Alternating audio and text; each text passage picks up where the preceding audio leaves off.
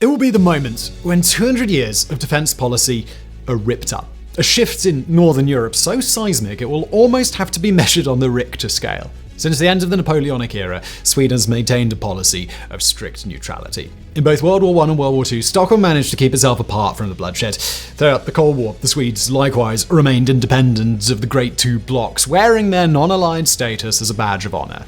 Last year, though, that neutral stance finally evaporated. Following Vladimir Putin's unprovoked invasion of Ukraine, Sweden's government applied alongside Finland to join NATO. At the time of recording, that application is still being held up by Hungary and Turkey, but most analysts believe Stockholm will eventually become NATO's 32nd member. And that raises a vital question. What will Sweden bring to the alliance? On paper, a country of 10.4 million peaceniks might not sound like a great addition. Yet while Sweden's standing army might be small, the military punches way above its weight. In domains as disparate as cyber, air, and naval capacity, Stockholm commands serious forces. Forces we're going to analyze in today's video.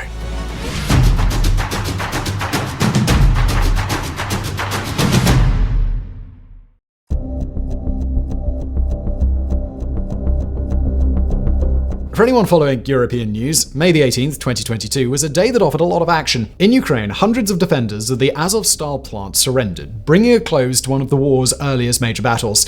Up in Kiev, the first Russian soldier to be tried for war crimes appeared before a local court. But it arguably wasn't on the battlefields of Ukraine that the biggest story was unfolding, but nearly 2,000 kilometers away in a wood-paneled room in Brussels. There, the ambassadors from Finland and Sweden jointly handed application letters to NATO Secretary Jens Stoltenberg. In doing so, they transformed the security architecture of Europe for decades to come. Prior to this moment, the two Nordic nations had been famous for their non-alignment. On our earlier video on Finland and NATO, we described how Helsinki had maintained neutrality for nearly 75 years. But what was a massive psychological shift for the Finns was on a whole other level for the Swedes. While Finland had been steadfastly neutral for over 7 decades, Sweden had clung to its non-aligned status for over 2 centuries. Beginning in the last years of the Napoleonic Wars, when Stockholm was forced to cede Finland to Russia after the Finnish War, that neutrality had survived some of the greatest conflagrations to sweep Europe. Even the continent-wide murder-suicide pact that was World War II managed to leave the Swedes relatively unscathed, and the Cold War was nothing if not a demonstration of how a non-aligned Sweden could happily prosper. The key question is, what changed? What about the present moment is so volatile that Stockholm feels more vulnerable than it ever did during the era of Blitzkrieg? And on the face of it, well, the answer seems pretty simple. Vladimir Putin's genocidal war in Ukraine has overturned decades of defense planning in Europe, sending non-NATO countries racing for the shelter of the nuclear umbrella. But that's only the surface-level answer, the catalyst for this shift rather than the underlying cause. Unlike Finland, Sweden shares no land border with Russia. It has no significant Russian-speaking population that Vladimir Putin might want to protect. More to the point, Stockholm went the entire Cold War without feeling the need for a nuclear umbrella, comfortable in its ability to defend itself. And it's here that we get to the deeper level answer for Sweden wanting to abandon its neutrality, the steady erosion of the nation's defense capacity.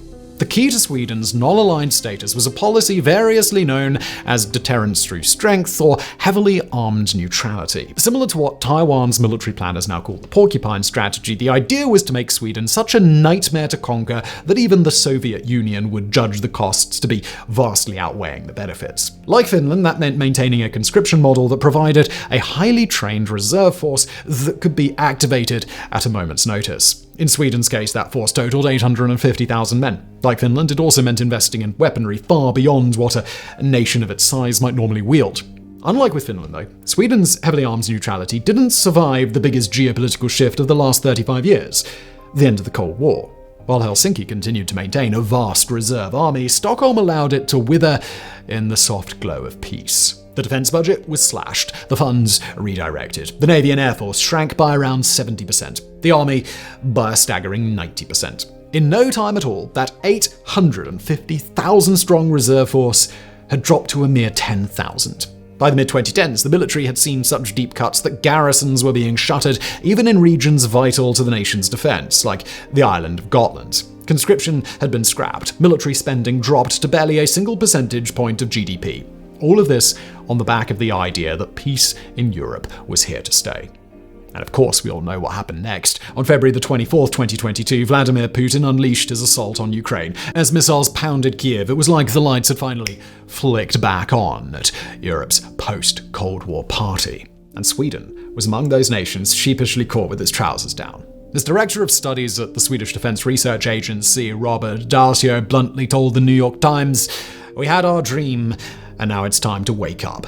Given all that, you might now be under the impression that Stockholm is going to be a drag on the alliance, that the Swedes are running for NATO protection because their modern military consists of two guys called Bjorn driving an armoured Volvo. But that impression couldn't be more wrong, because while Stockholm doubtless regrets its deep military cuts, that doesn't mean the Swedes have nothing to offer. What the Nordic Kingdom lacks in manpower, it more than makes up for with cutting-edge technology.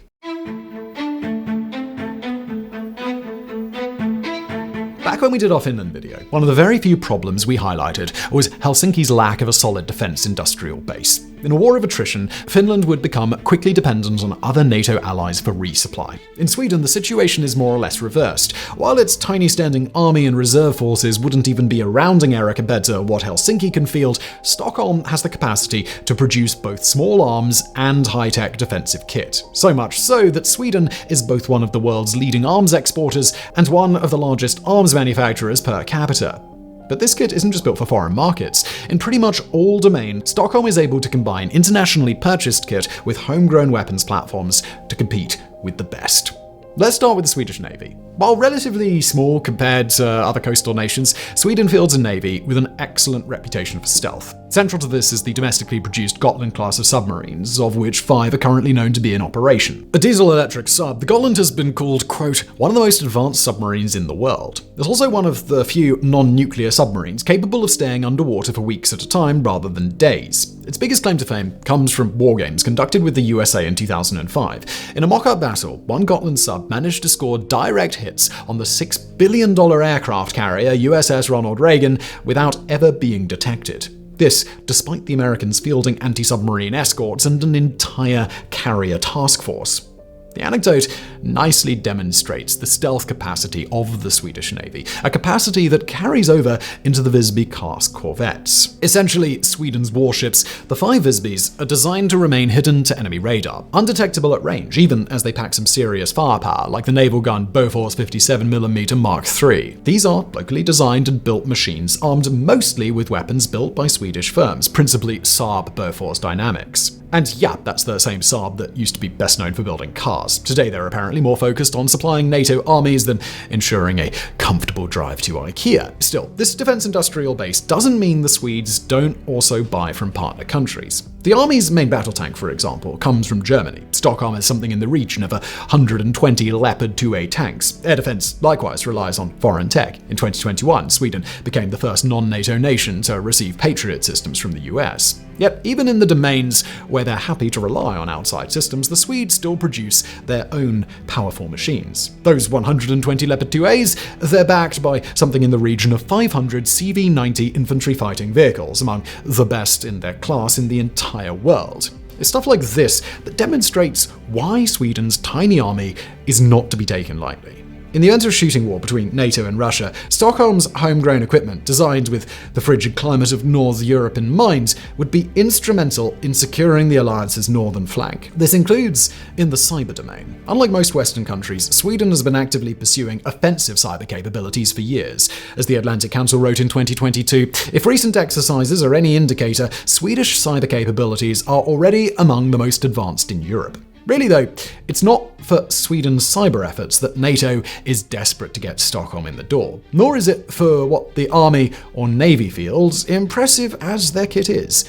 No, there is one single domain where the Swedes really shine. One area where their expertise and equipment could make a crucial difference in any Europe-wide conflagration. We're talking, of course, about the Swedish Air Force.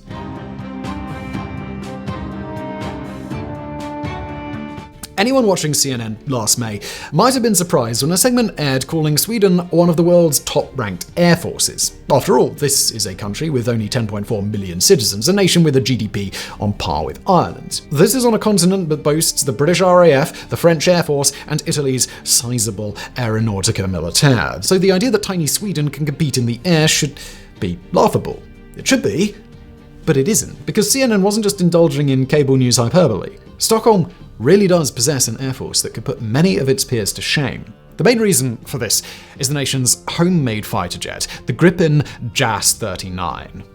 Designed when the Cold War was still ongoing, Gripens had to work to a very specific set of requirements. They had to be cheap, since Sweden couldn't pour the sort of resources into its combat craft that America or NATO could. They had to be easy to operate and reliable, less flashy than stuff like the F-16, but also requiring less maintenance. Finally, they had to be capable of short takeoffs and landings, since Swedish defense plans called for following dispersed operations doctrine in the event of war. In practical terms, that meant pilots had to be able to fly sorties from remote roads in the Swedish wilderness where an invading force would be hard-pressed to find and destroy them. The result was a machine that Aviacy Online describes as a small but competent fighter, a robust, cost-effective weapons platform capable of doing serious damage. Those capabilities have only improved since the Cold War ended.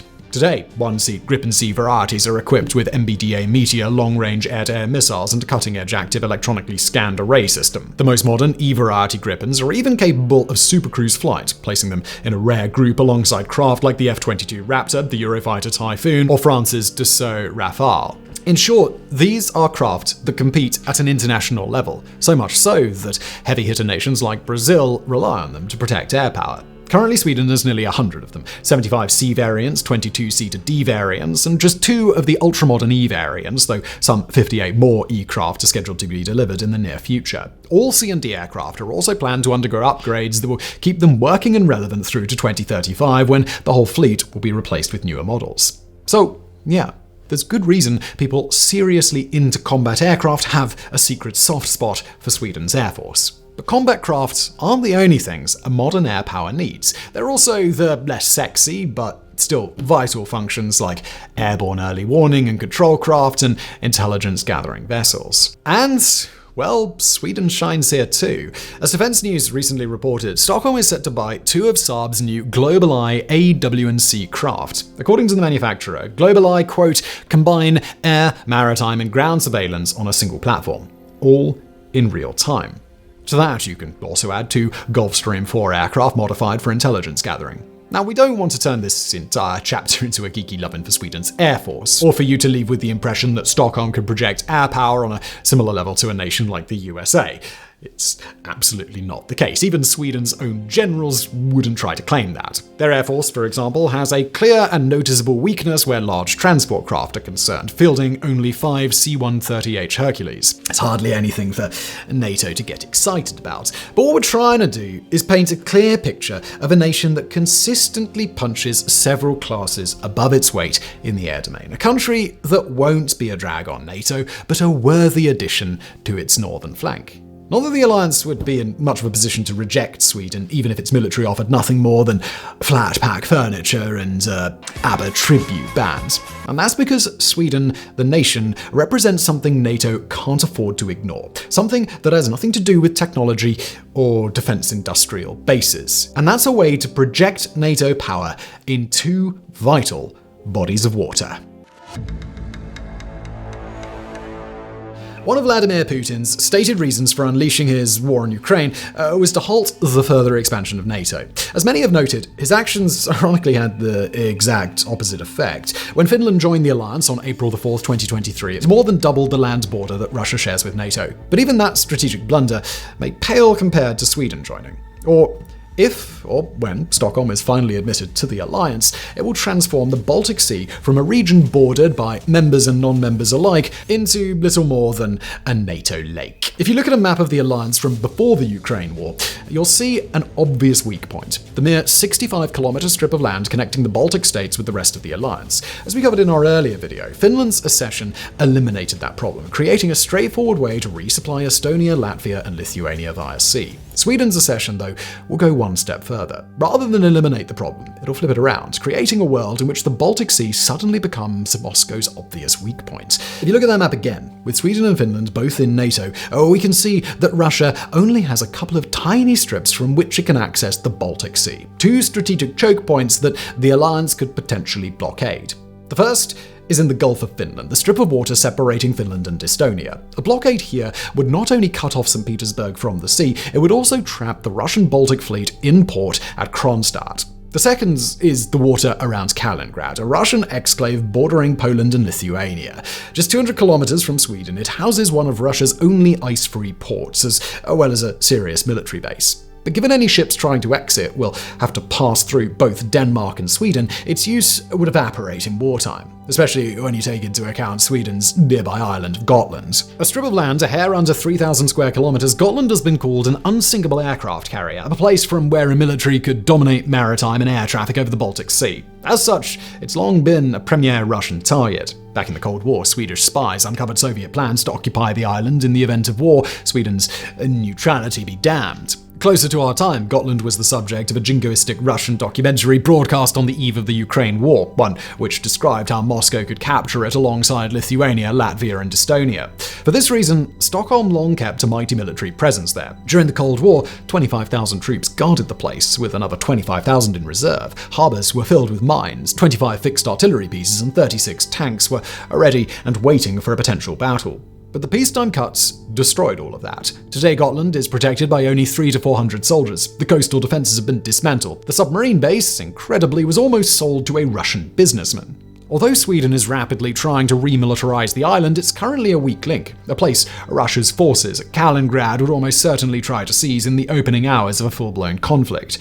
If Sweden joins NATO, though, Gotland could go from being a potential problem to a potential lifesaver, a place the alliance's forces could fortify and use to dominate the entire Baltic Sea.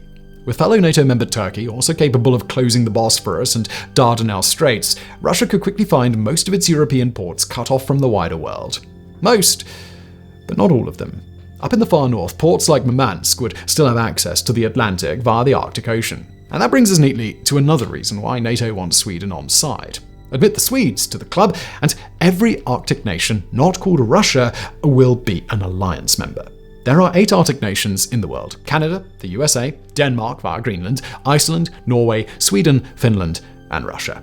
Of these, Russia controls the majority of the Arctic coastline, slightly over 50%. It has also invested heavily in military infrastructure in the region. As the planet warms and Arctic ice begins to recede, the region is only going to become more important to shipping. At the same time, energy and mineral resources are going to become available to exploit. That means the chance of confrontation in these waters will increase. As the Council on Foreign Relations has put it, having 7 of 8 border nations in NATO, quote, allows the alliance to pursue a more coherent strategy in the region. This is potentially vital for both European and American interests, not just because of Russia, but because of another nation that's expanding operations there. China has plans to create a so-called Polar Silk Road using the Northern Sea route, massively increasing Beijing's influence and power in what's becoming a highly contested region. For US lawmakers looking to try and contain China, a NATO-dominated Arctic is one of the few ways of countering the CCP's northern plans. At this stage, though, we're still just looking at ways Swedish membership could potentially benefit NATO, and interesting as this is, there's a whole other aspect we really do need to consider. And that's just how compatible are Stockholm and NATO going to be.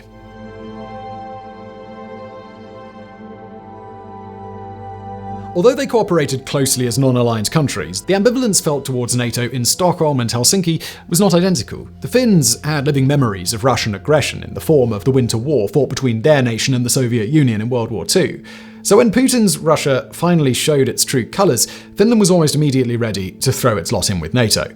By March 2022, polling showed that over 60% of Finns wanted to be part of the alliance, a number that eventually rose to over 80%. In Sweden, though, things weren't quite so clear-cut. With no Russian land border and no personal memories of Russian aggression, Stockholm was ambivalent about ending its neutrality. As late as mid-March, Prime Minister Magdalena Andersson was saying she saw no need to apply to NATO. The public, too, were unsure. Even in April 2022, polls were showing fewer than half of all Swedes supported entering the alliance. To put that in perspective, this was after the discovery of Russian war crimes at Bucha, when the world already knew of the arbitrary torture, sexual assault, and murder Moscow's forces had visited upon civilians. For some, this reluctance to follow the Finns was ascribed to Swedish psychology, the idea that Swedes see themselves as natural peacemakers and a force for dialogue on the world stage. But this assessment skipped over one key point in the Sweden-NATO debate. The Swedish military had already been cooperating with the alliance for decades. The partnership between the two forces began almost immediately after the end of the Cold War, with the first steps being taken in 1992. By 1994, Sweden was an official member of the NATO Partnership for Peace program. Not long after, the two began conducting joint military exercises. In many ways, this step was practical. In 1995, both Sweden and Finland joined the EU, a move that included signing a mutual defence clause. With many EU members already in NATO, working with the alliance would clearly be necessary in any continent-wide war. Yet Sweden's cooperation with NATO would go deeper than what was strictly necessary. As we mentioned earlier, Stockholm received equipment from the alliance, becoming the first non-member to host a Patriot system. Not only that, but it also joined NATO on active missions. The NATO force in Kosovo, KFOR, has included Swedish troops, as have NATO forces in Afghanistan and Iraq. During the 2011 intervention in Libya, Sweden's Air Force was involved in enforcing the no-fly zone. According to the Dutch magazine Militaire Spectator, during the mission, quote, Swedish aircraft seamlessly integrated with NATO air forces. In other words, Sweden isn't some outside force coming into NATO, not knowing the difference between Article 5 and a piece of pickled herring. It's rather a nation that has spent decades now hovering on the threshold of membership without ever quite stepping through the door. That doesn't mean there won't be issues when or if Stockholm is allowed in the club.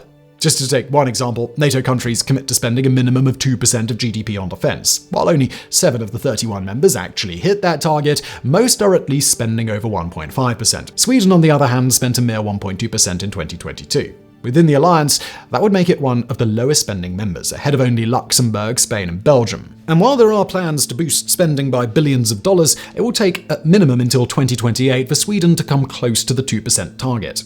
Despite all of this, though, it seems today that Sweden may finally be ready to step over that membership threshold to become NATO's 32nd member. Back in May of 2022, polling reported a majority of Swedes wanted to join the alliance for the first time in history. Since then, that number has only grown, not to the sky-high levels that have been seen in Finland, but to a solid 60%, which is a solid majority by any stretch. The new government under Ulf Kristersson has followed this shift. On March 23, 2023, the Riksdagen voted to join NATO. 296 lawmakers were in favour, only 37 were against.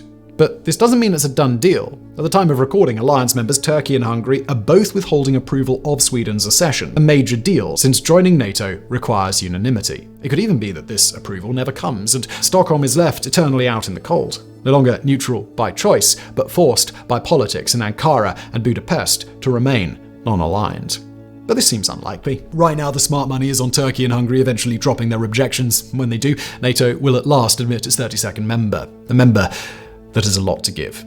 Now, as we've hopefully shown in today's video, Sweden's membership isn't a magic bullet for the alliance, nor is it the equivalent to inviting in a major power on the scale of the US or even France.